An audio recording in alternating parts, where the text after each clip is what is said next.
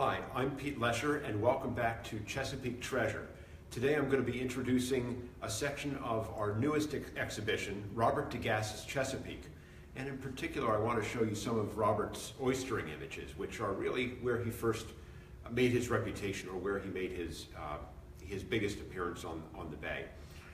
Robert Gast was born in Holland, immigrated with his family to America after World War II, and enlisted in the United States Army, which trained him in photography. And when he got out of the Army, he worked for Annapolis photographer Marion Warren for a little while, then set out on his own as a photojournalist, working for a lot of the area publications, including Skipper magazine and later Sail magazine. And in 1969, he was approached by Roger Taylor, his former editor, who was setting up a new publishing house, who encouraged him to do a book on oystermen. And he set out and he followed the oystermen for 1 year and produced this incredible body of work that was published by then International Marine Publishing. These photographs constitute almost half of our collection of Robert Gast's photographs. We have 10,000 of his negatives, 35mm Tri-X black and white negatives in our collection. And it is from that collection that this exhibition was drawn. So almost half of those are from oystermen, and probably the best known of these works, and the one that probably first attracted me to Robert Gast is this one here of an oyster tonger going through a path following the icebreaker back into Tillman.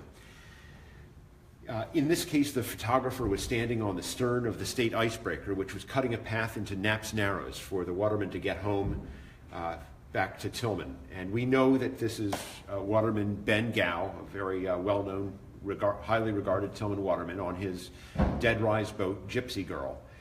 And it talks about the isolation of a waterman's work out on the bay. You see the broad horizon full of ice. He's out there virtually alone. There are a couple of other boats back there on the horizon outside of the icy zone. And in this exhibition, Robert also wrote the text for this exhibit. He wrote a series of essays, and he wrote in the essay about this: most of the oyster boats in the bay, both power and sail, have copper or stainless steel sheathing around their waterlines to protect their hulls from ice. Window pane ice can slice through wood like a bandsaw under certain conditions, and on some of the hulls where the sheathing has been damaged or has disappeared, deep gouges attest to this danger. We first used this image in our oystering on the Chesapeake exhibition back in 2003, and it was shortly after that that we acquired all of these images, all of these photographs from Robert. And I'd like to show you just a couple others in here. There's one taken aboard a skipjack showing seed oysters ready for planting on the bay and to reestablish an oyster bar. And he quotes a waterman. He went around and collected quotations from a number of watermen and paired these up with photographs in his book, reserving all of his essays for the back of the book. And in this case, he just wrote, "She was loaded down as far as she could swim." Again, just a quotation from an oysterman collected by Robert over the course. Throughout this exhibition, we are using Robert's words and the words that he collected as a way of interpreting his own works. Rather than having us as interpreters, he did his own interpretive work. And if you look around the exhibition, you can get a sense of how many works. There are about 80 plates in this exhibition. And we salted a few three-dimensional objects into the exhibition as well, because there are several that show hydraulic oyster patent tongs. You can see one on the wall just behind here. We brought a set of patent tongs in here just as a way of introducing a three-dimensional element here.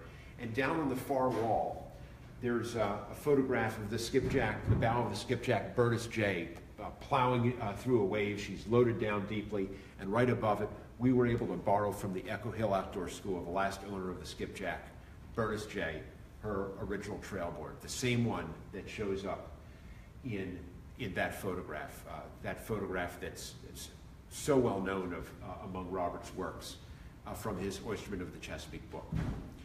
Thank you for joining me today, and please come visit this new exhibition, which is available every day of the week.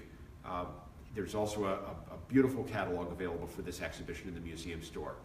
Thank you for joining me on Chesapeake Treasure.